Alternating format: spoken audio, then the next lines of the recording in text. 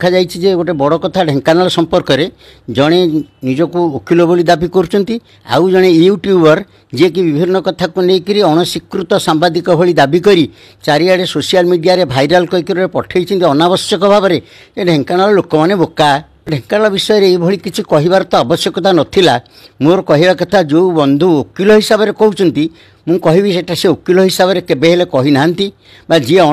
YouTuber निजक अणस्वीकृत सांबादिक कहते सांबादिक भाव में कही ना कारण कौन वकिल बा कौन सांबादिक केबे एत मूर्खामी अनावश्यक भाव में अपमानसूचक मंतव्य आउ गोटे लोकपाई दबा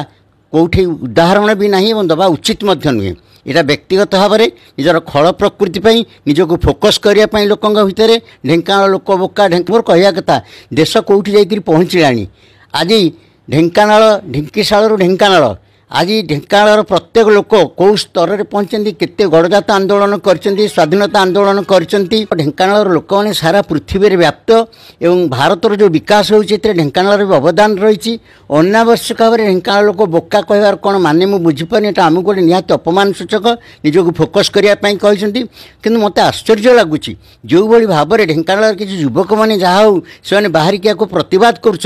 अथच बुद्धिजीवी भाई मैंने आहरी प्रखर भाव में को समर्थन कहीकि आंदोलन कहीकि से जिलापाल प्रशासन पाखे जा दाबी करें केवल प्रशासन पाखे ढेंकानाल कले हेनी आम राज्य स्तर में दाबी करने दरकार आमर एमएलए एमपी मंत्री भाई मानक मोर अनुरोध से दिगरे नेतृत्व नियंतु बुद्धिजीवी माने नेतृत्व नियंतु जो साहित्य सामाजिक सांस्कृतिक नाट्य विभिन्न अनुष्ठान मान रही विद्यालय महाविद्यालय सब क्षेत्र भाई भौणी माने सामना को चली आसतु एवं से ढेंकानाल एकता को देखातु एवं सारा ओडिशार आउ सब लोक कौन आमठू पंडित